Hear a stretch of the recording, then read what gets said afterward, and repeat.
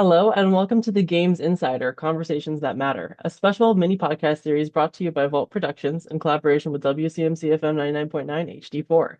Today, we're spotlighting Titanium Court, developed by AP Thomson and published by Fellow Traveler, a notable finalist at the 2026 Independent Games Festival Awards. Blending strategy games with surreal storytelling in a sharply stylized world, Titanium Court challenges players not just to win, but to interpret, question, and navigate ambiguity. Today, we explore what makes this game stand out in this year's IGF conversation. Hello, AP Thompson, and welcome. Hello. All right, so let's just get right into it then. First of all, congratulations on becoming an IGF finalist. What did that recognition mean to you personally?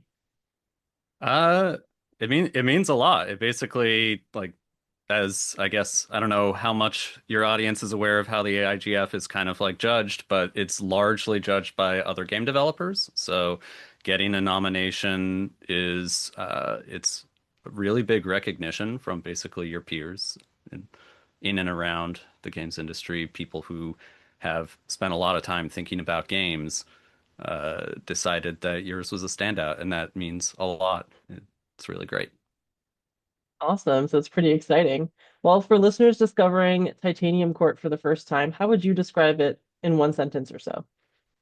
There's a few different ways I've been describing it in one sentence. A lot of the marketing calls it a surreal strategy game for clowns and criminals. You might also think of it as a match three tower defense for people who like to read. But I like to think of it as mostly a clever ruse intended to trick gamers into reading a book.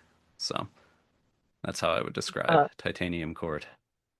that's so funny. Okay, let's talk about what inspired you to merge tactical systems with something so abstract and dreamlike. Uh, I think it just kind of developed that way. I think that when I'm developing a game, I think basically when I'm in the early prototyping phases, there's kind of the game jam phase, which is a couple days of working out some of the core mechanics. But when I'm then further developing a game jam prototype, I think the point at which it becomes clear that, oh, this is a game I would like to spend a lot of time working on is when I can really find a blend of the mechanics and the narrative and the overall aesthetic of the game that feels like it kind of just all fits together. And so I don't know. I guess I started with a game jam prototype of all the mechanics. Titanium Court started as a Ludum Dare game way back in, I think, 2019. And uh, yeah, I had basically just had an idea for a prototype that I wanted to do. A lot of my previous games have been match three inspired, blending different match three mechanics. Like if you play Be Glitched, which is a game that came out back in 2016, that's a match three kind of deduction puzzle game similar to Minesweeper. And then if you check out Swap Sword, which was like back in, oh wait, was that also 2016? Yeah, I guess so.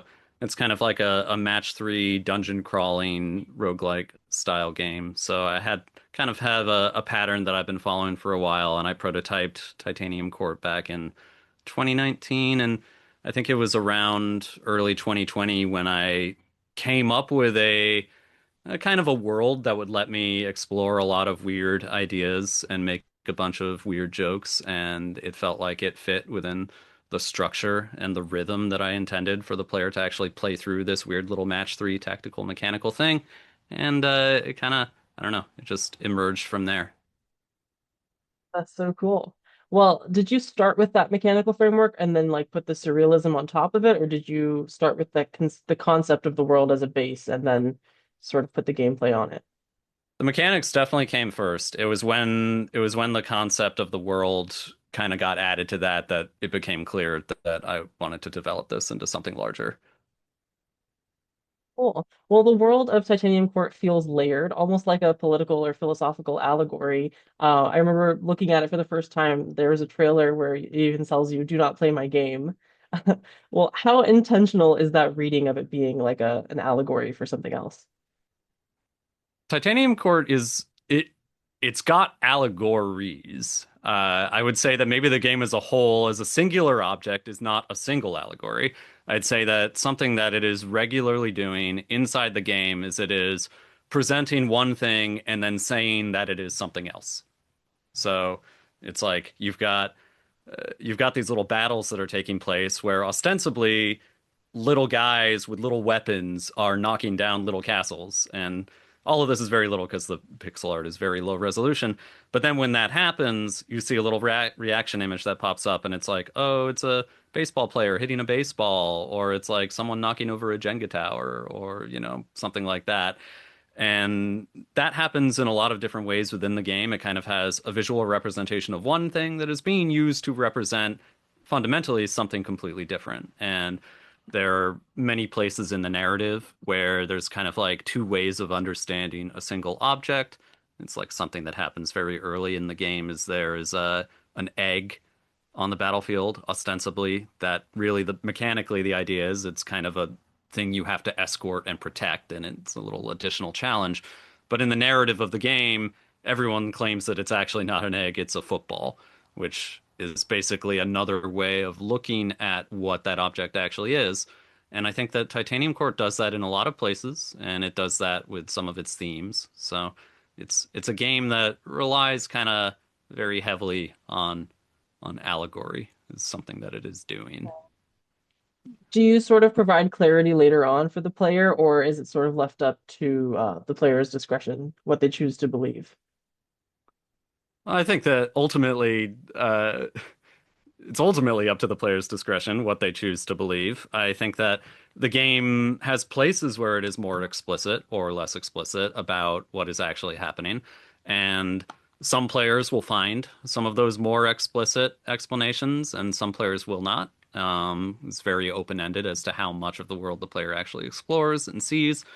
Um, but even the kind of more explicit explanations of what is occurring do not necessarily give you, perfect knowledge. There's no lore Bible here. We don't have an official record, a canonical uh, text of what exactly occurs in here. I think a lot of it is going to be, it's going to be in the reading. Yeah, that adds to the fun of it. Did playtesting change how you approached clarity versus mystery? Playtesting? No, not playtesting didn't really change that, I don't think. Playtesting was more for me about like I have a specific pace I'm looking for, I have a specific rhythm that I'm going for, and it's basically looking at is that what's actually happening when someone plays the game. I don't think I really changed anything about fundamentally how mysterious the game is or ambiguous the game is in response to people playing it. Okay. Well, we're seeing more indie developers treating systems design as storytelling mediums. So how do you feel about that? Do you think strategy games are uniquely positioned for that? I think strategy games are well positioned for that. I think in general, uh, any kind of system, something that games are particularly good at doing with systems that other systems are maybe not appropriate for, is telling jokes with a system. Games are great at telling jokes with systems. Systems can be really funny, and I do think that strategy games as a whole are great at being funny when they want to. I think there's sometimes they are averse to being funny because strategy is it's kind of like it's a very serious genre. It's all about, big, important historical sweeping stuff, right? Big wars, big battles, big men. But there are definitely things that happen in strategy games that are funny, right? It's like a big part of like strategy, or like if we're talking about like wartime strategy, is like you're kind of trying to trick or trap your opponent in many ways. You're trying to get them. You're really trying to like, pull them into a prank that you're setting, even if that prank is like I put a bunch of soldiers behind this rock and they're going to get your guys when they walk by, right? So I think that strategy games can really lean into that a little bit more. Like it's funny. It is funny when someone falls for a prank, even if that is the player falling for a prank that the designer set up. But still, yeah. Nice. Okay, well, being recognized at the Independent Games Festival definitely places your work among some of the most innovative voices in indie gaming. Can you tell me a bit about what that platform represents to you or what you'd like to do with it? Uh, I guess it's what the platform represents. I guess it's I'm trying to think about that. I mean, it is how would I describe this? Put it another What I way, would what would you like to do with, being recognized at IGF? Like, would you like to connect more to other indie gaming companies, other people, share advice with other creators? I mean, sure, those things are always great. Just like that's kind of yeah, I guess it's I don't know. This is a hard question to answer because it's like what do I want to do with this kind of comes down to, well, I want to finish the game and I want to release it and I hope people like it a lot and I certainly want to talk to people who also make cool stuff and have cool stuff to say about that stuff. I like talking. Um, I don't know. I don't know. I guess it's like just not sure I have an amazing answer here. No worries, no worries. Well, you are talking about release. Do you have any idea on the release date frame for this, for Yeah, I'm not Titanium allowed to Court? tell anyone about it though, so nice try. Oh, okay. Almost got you. See, it was a Yeah. prank. Yep. Well, do you have any advice for indie creators who want to experiment with genre expectations? Well, if you want to experiment with genre expectations, I think just kind of experiment. I mean, actually experiment. I don't know. In terms of advice, I guess it's a weird thing.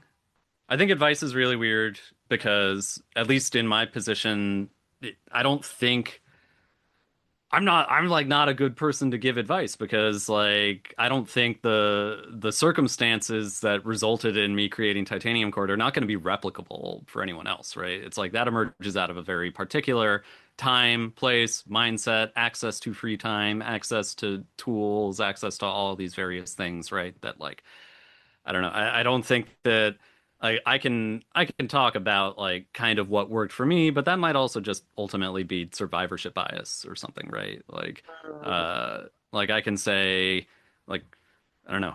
In terms of like what the industry is looking like right now, it's like I don't know, if I were in the same position that I was in back in like 2018, it's like, well, it would look kind of dire, right? At this point. I don't know. It's I guess one thing I could probably talk about here is that Titanium Court was a side project, kind of from the beginning.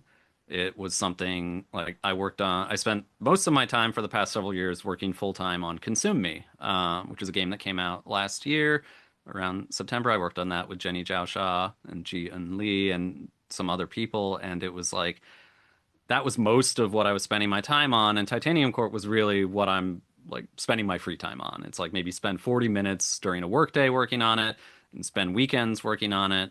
And like every few weeks we would take some time off Consume Me to work on other projects. And for me, that would be Titanium Court. And I think a lot of like how the structure of the game emerged is it emerged out of the fact that I really could only devote a little bit of time to it every day. So I designed it with that in mind. I kind of designed it around uh, treating it like message in a bottle game design. Like I've structured this so I can make a little element that sort of stands on its own and then just shove it off into the wider pool of everything that is inside this game. And then like eventually later, maybe, come back and see it again and be like, "Oh yeah, I forgot about that. I made that thing, huh?" Right? And I don't know. So that was what really worked for me. And I think that it is a way of designing games that like is in the current economic environment, I feel like more and more people might need to resort to. I'm not saying that it's like, you know, the best way to develop a game, but it Yeah, I was mean, that's solid the way advice. that this Work one on it how it developed. Yeah. works for you. Yeah.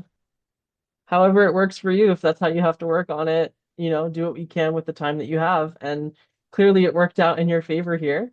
So I do want to ask, what else are you working on now? What's next for you after Titanium Core? So I mean, I'm at this point, it's mostly all Titanium Core all the time until that game actually comes out. I'm also continuing to work on Consume Me, so we are working on various console ports and other stuff for that game. Have to be careful about not announcing things before they're supposed to be announced or anything, but that the work continues there. I've got a couple prototypes that I do want to get back to as soon as I have an appropriate amount of free time to do that. But yeah. Awesome. Anything else you'd like to share with our audience? Um, no, I don't know. I guess yeah, go play Titanium Core. The demo's out now. You can go check it out. And yeah, that's it's hope everyone's Awesome. looking forward to it. Yeah, awesome. Well, thank you. And Titanium Court reminds us that strategy isn't only about efficiency, it can also be about interpretation. By merging structured systems with surreal imagination, AP Thomson has expanded what tactical games can communicate and why experimentation continues to thrive within the indie space. Thank you for joining us on Conversations That Matter, a special IGF 2026 miniseries by Vault Productions and WCMC FM 99.9 HD4. Until next time, keep playing, keep listening, and keep telling stories that matter. Signing off.